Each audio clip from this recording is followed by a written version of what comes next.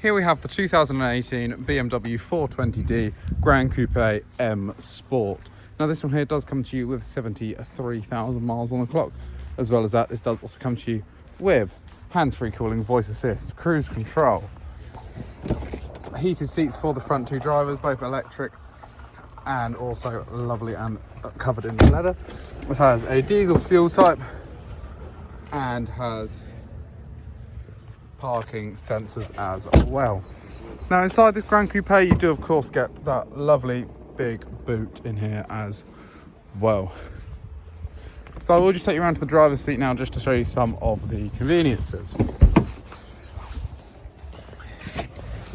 So if you would like to optimize your fuel usage to your driving style, we do have the choice of going from Eco Pro to normal to sport and also sport plus in this BMW. As well as that, we do get heated seats, CD player in here, as well as Bluetooth radio and satellite navigation on the screen, as well as many other features on here as well.